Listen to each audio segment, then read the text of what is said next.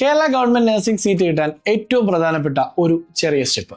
10ൽ 9 വിദ്യാർത്ഥികൾക്കും അറിയില്ല അത് എന്താണെന്ന്. LBS റാങ്ക് ലിസ്റ്റ് വന്ന ഉടൻ തന്നെ എല്ലാവരും എനിക്ക് ഗവൺമെന്റ് കോളേജിൽ കിട്ടുമോ എന്ന് കാത്തിരിക്കുന്നു. എന്നാൽ ഉയർന്ന റാങ്കുള്ള പല കുട്ടികളും ഗവൺമെന്റ് സീറ്റ് നഷ്ടപ്പെടുന്നതിന് ഒരേ ഒരു കാരണം മാത്രമാണ്. അത് ആരും പറയാത്ത ഒരു ചെറിയ പോയിന്റാണ്. ഓപ്ഷൻ രജിസ്ട്രേഷൻ ലിസ്റ്റിന്റെ ക്രമമാണത്. കമ്പ്യൂട്ടർ സിസ്റ്റം നിങ്ങൾക്ക് നൽകുന്ന ആദ്യത്തെ ഓപ്ഷനിൽ മാത്രമേ നിങ്ങൾ നോക്കുന്നുള്ളൂ. ഗവൺമെന്റ് സീറ്റ് ഉണ്ടെങ്കിലും നിങ്ങൾ ആദ്യം ഒരു പ്രൈവറ്റ് കോളേജ് ഓപ്ഷനായി നൽകിയാൽ സിസ്റ്റം ആ പ്രൈവറ്റ് സീറ്റ് തന്നെ നിങ്ങൾക്ക് തരിക തന്നെ ചെയ്യും. ഉദാഹരണം, നിങ്ങൾക്കൊരു 300 റാങ്ക് ഉണ്ട് LBSൽ. ഗവൺമെന്റ് കോളേജിൽ 350 വരെ റാങ്ക് നമുക്ക് ഗവൺമെന്റ് സീറ്റുകൾ കിട്ടുമെങ്കിൽ, പക്ഷേ നിങ്ങൾ ഓപ്ഷൻ ലിസ്റ്റിൽ ആദ്യം ഒരു പ്രൈവറ്റ് മെഡിക്കൽ കോളേജ് ആണ് നൽകുന്നതെങ്കിൽ സിസ്റ്റം അതിനെ തന്നെ നിങ്ങൾക്ക് അലോട്ട് ചെയ്യും.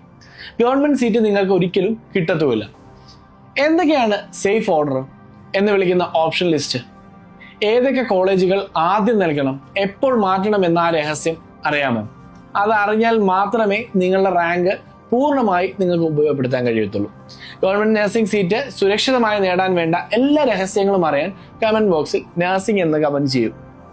നഴ്സിംഗ് അഡ്മിഷൻ ടിപ്പുകൾ ദിവസവും നേരിട്ട് ലഭിക്കാൻ ഈ പേജ് ഒന്ന് ഫോളോ ചെയ്യും.